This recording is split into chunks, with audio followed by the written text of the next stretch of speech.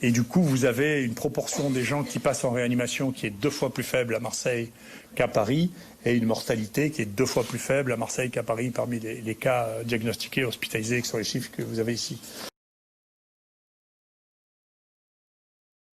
Quelques données chiffrées pour mettre les choses en perspective. Donc le nombre de morts actuellement de l'épidémie de coronavirus, sur les dernières données qu'on a, c'est 800 000 personnes sur une population de 7,8 milliards d'habitants. Encore une fois, il faut mettre ça en perspective. C'est une épidémie importante. On verra les gens qui sont les plus touchés.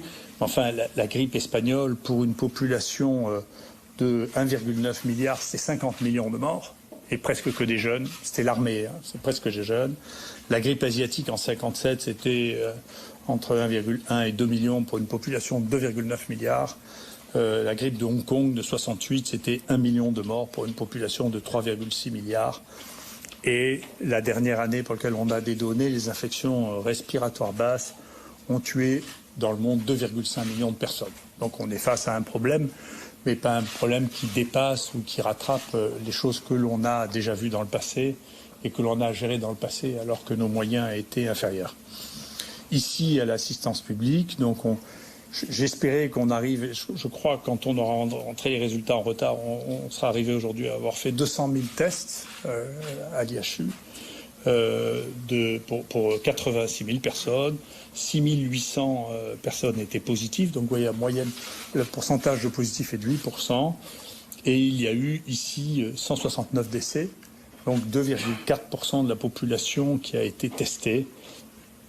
Ici, à l'IHU Méditerranée, infection, vous savez qu'on traite les gens avec hydroxychloroquine et azithromycine, et sur les 4600 personnes qui ont reçu leur traitement, qui était évaluable, c'est-à-dire qu'il y a eu au moins 3 jours de traitement, il y a eu 19 morts.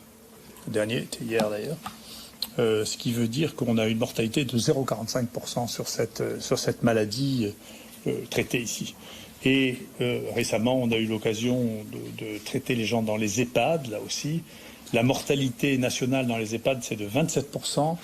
Nous, on a eu l'occasion de traiter 116 personnes avec une mortalité de 15,5%. Et quand on comparait ça ici, à Marseille, avec les gens non traités, on retombait sur 27% aussi, c'est-à-dire on a une mortalité qui est la moitié chez les gens qu'on a traités. Alors, on peut toujours penser que ce qu'on a fait, c'est de la chance, mais enfin, ça fait des données qui s'accumulent.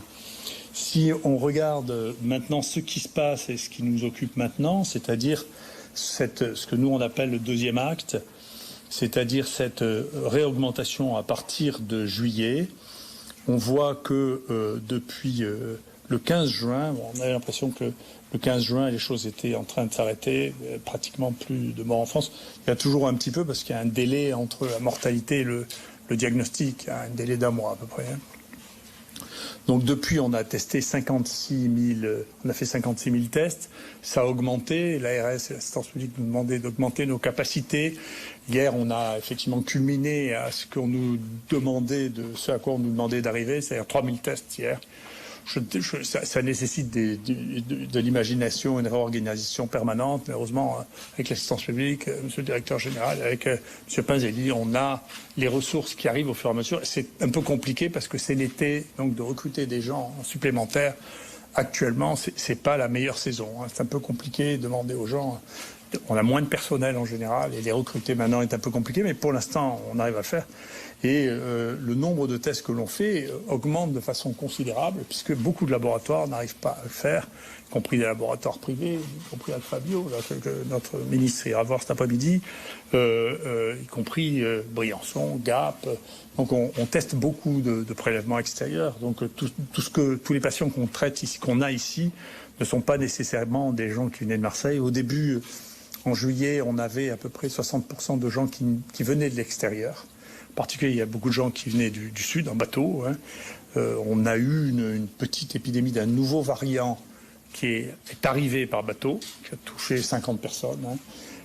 Pour l'instant, ce nouveau variant a disparu. Ça veut dire qu'il y aura des variants, un variant assez significatif.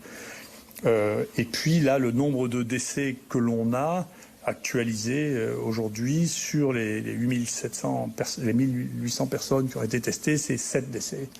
Et il y a actuellement je parle sous le contrôle de mon directeur général, 7 personnes qui sont hospitalisées en réanimation. Ici, depuis le début de ce deuxième acte, on a traité un peu moins de 1500 personnes avec un décès. Et ici, vous avez la cinétique. On a l'impression qu'on est passé à un niveau d'une centaine de patients marseillais par jour testé, en testant 5 jours sur 7. Le samedi, dimanche, il y a toujours moins de cas. Et puis, quelque chose qui reste une constante actuellement, c'est vrai que nous testons plus et nous hospitalisons plus. Alors maintenant, il y a beaucoup de tests dans toute la France. Moi, je suis ravi pour ça. On a été passé à une restriction des tests. Maintenant, il y a plus de 100 000 tests par jour en France. C'est très bien. Nous, on hospitalise plus quand même qu'à Paris. Et donc, la proportion de gens hospitalisés est plus importante parce qu'on pense qu'il faut traiter les gens le plus tôt possible. Et du coup, vous avez une proportion des gens qui passent en réanimation qui est 2 fois plus faible à Marseille qu'à Paris, et une mortalité qui est 2 fois plus faible à Marseille qu'à Paris parmi les cas diagnostiqués, hospitalisés, qui sont les chiffres que vous avez ici. Donc voilà les données que nous avons ici. Je répondrai à toutes les questions que vous voudrez me poser, parce que c'est vous qui organisez la conférence de presse, mais ne me demandez pas de prédire, je ne prédis jamais rien. Et prédire quelque chose sur une maladie nouvelle n'est jamais sérieux. C'est pas raisonnable, on ne connaît pas ce que peut devenir cette maladie, on n'en sait rien. Ce qu'il faut, c'est être armé pour répondre, et pour répondre progressivement, avec calme, avec optimisme, parce que le pessimisme tue les malades. Donc c'est ce qu'on apprend, ce qu'on apprenait en médecine. Il faut toujours prendre la branche la plus optimiste, parce que même il y a 2000 ans de ça, Hippocrate disait ça, il faut commencer par calmer, rassurer les malades, leur donner de l'espoir. Et c'est pas un crime de donner de l'espoir aux gens. Quand on pense qu'il y a l'espoir, il faut le faire.